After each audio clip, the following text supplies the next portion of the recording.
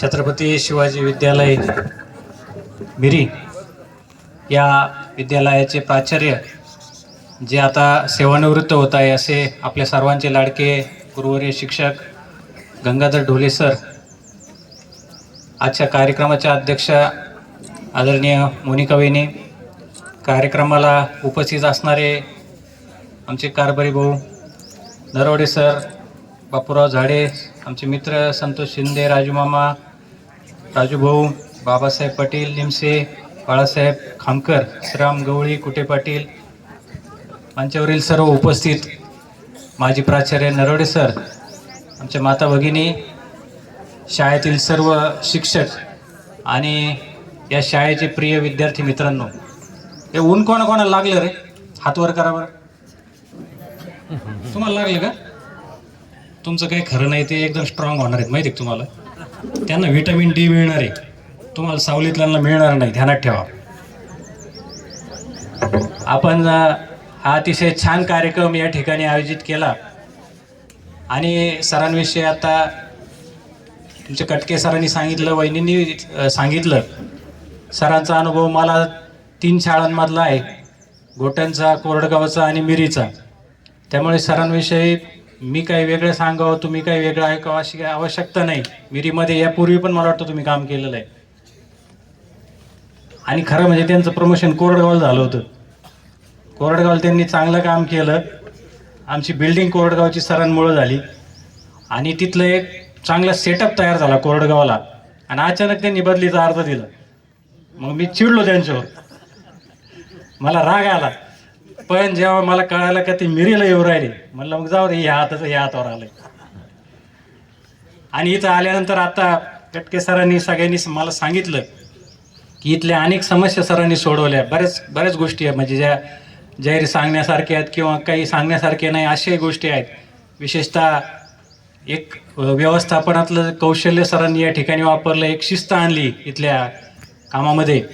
विद्यार्थ्यांना देखील वेगवेगळ्या शालेय आणि शालेयेतर कामामध्ये किंवा त्यांच्या चांगल्या गुणांमध्ये देखील त्यांनी प्रोत्साहन दिलं.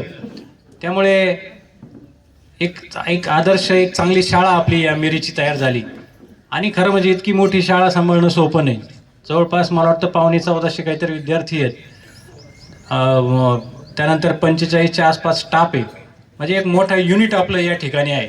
आणि रयतमध्ये खरं म्हणजे रयतबद्दल काही वेगळं सांगायची तुम्हाला कोणाला आवश्यकता नाही. 1,500 शाळांचा एवढा मोठा व्याप आहे या रयत शिक्षण संस्थेचा. आणि तसं पाहिलं तर त्याच्यामध्ये आपलं एक युनिट, एक शाखा आहे.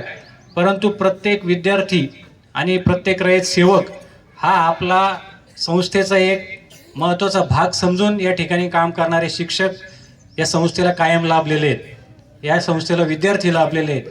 आणि विशेष करून या गावामधले जे स्कूल कमिटीचे सगळे सदस्य आहेत ते सगळे सदस्य देखील चांगले आहेत. त्यांच्यामुळं खरं म्हणजे या शाळेला नेहमी प्रोत्साहन मिळतं. या ठिकाणी काम करायला कोणताही शिक्षक नाही म्हणत नाही. नाही तर बऱ्याचदा असं होतं की माझी बदली तिकडं झाली, आता मला किती अडचणी येतील, गावातले लोक किती त्रास देतील, विद्यार्थ्यांना शिस्त नाही, स्टाफ विचित्र, अशा काही शाळा देखील आपण ऐकतो. परंतु आपल्या या तिन्ही शाखांचं वैशिष्ट्य आहे, मिरी, गोटण आणि कोरडगाव, की या तिन्ही शाळांमध्ये कायम शिस्त राहिलेली, ती विद्यार्थ्यांमध्ये असेल, शिक्षकांमध्ये असेल. आणि त्यामुळं निश्चितपणे त्या गावातील लोक देखील या स्टाफला नेहमी सहकार्य करतात. आपल्या शाळेच्या काही छोट्या मोठ्या समस्या आहेत, भाऊंना माहिती आहे, सरांना माहिती आहे. मला वाटतं काही शाळा खोल्यांची कमी आहे आपल्याला. त्यानंतर काही इतर शालेय मला वाटतं खेळाच्या याच्या संदर्भात काही अडचणी आहेत. तर भाऊ आपण आपल्या मिटिंगमध्ये बोलू. त्यावेळेस तुम्ही राहतानाच आमची जनरल मिटिंग असते माणिकराव, त्यावेळेस आम्ही त्या ठिकाणी विषय काढू आणि आपण कोरडगावला आणि घोटणला जसं खोल्यांचा प्रश्न सोडला तसा मिरीचा पण सोडू. तुम्ही मला बोलीत जा ना वारंवार.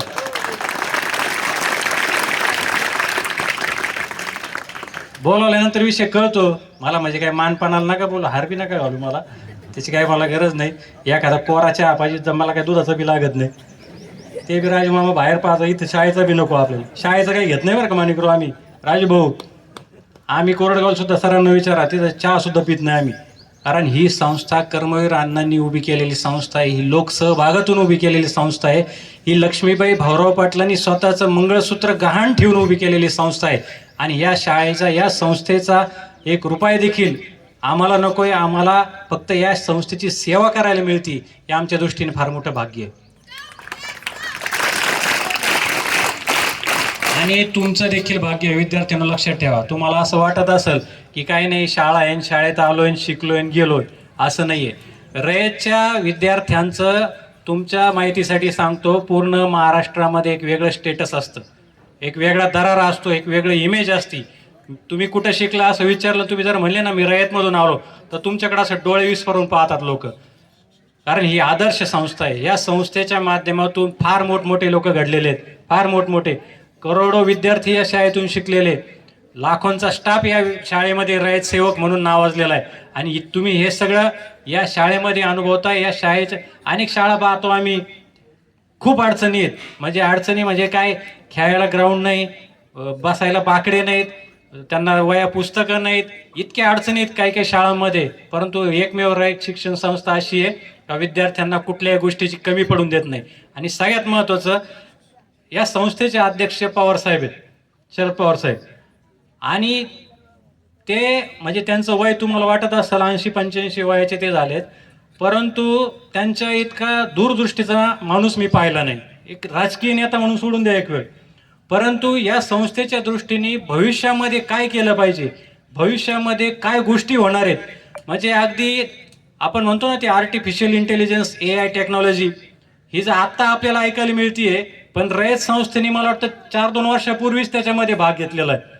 कॉम्प्युटरचं आपल्या लोकांना 15 किंवा फार तर 20 वर्षापूर्वी कॉम्प्युटर हे नाव ऐकलं असेल, परंतु पवार साहेबांमुळं या संस्थेला कॉम्प्युटर 30-35 वर्षापूर्वी पाहायला मिळालं, मला वाटतं 40 वर्षापूर्वी, 90च्या दशकामध्ये. त्यामुळे ह्या संस्थेचे जे कोणी कामकाज करणारे पाहणारे लोक हे दूरदृष्टीची लोक आहेत. आणि म्हणून या सगळ्या गोष्टी तुम्हाला नव्याने पाहायला मिळतात, सगळ्यात आधी पाहायला मिळतात. त्यामुळे या सगळ्या गोष्टींचा फायदा घ्या.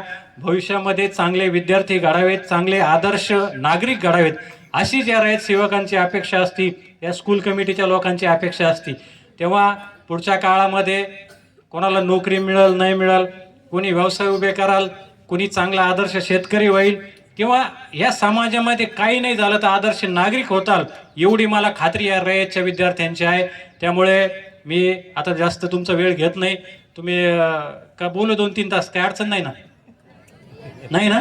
अरे मग हुशार, चांगले विद्यार्थी बरं तुमच्या शाळेचे. म्हणजे मी 5 वाजेपर्यंत बोलू शकतो बघ, माझी कॅपॅसिटीवर बोलायची.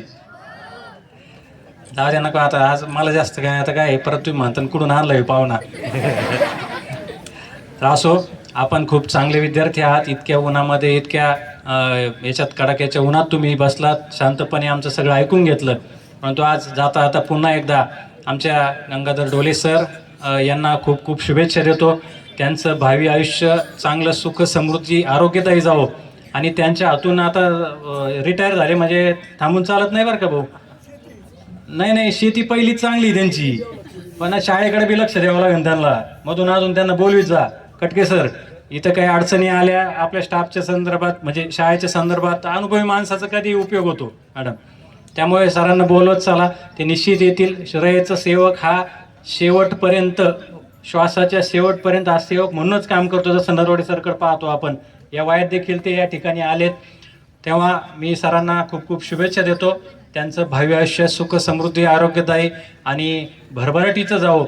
आणि आता उरलेले दिवस, म्हणजे इतके वर्ष ताईंनी तुमची सेवा केली, आता थोडी ताईकडे लक्ष द्या, आमच्या बहिणीकडे, त्यांनाही वेळ द्या, मुलांना वेळ द्या. मागं मेवणे बसलेत बाळासाहेब, त्यांच्याकडे लक्ष ठेवा. असो, मी आधी काही बोलत नाही. आपण या ठिकाणी आम्हाला बोलवलं आणि या कार्यक्रमामध्ये आमचा सन्मान केला, त्याबद्दल आपल्या सर्व स्कूल कमिटी सदस्य, रयत सेवक आणि विद्यार्थी मित्रांचे खूप खूप आभार मानतो. जय हिंद, जय महाराष्ट्र, जय रयत सेवक. धन्यवाद सर.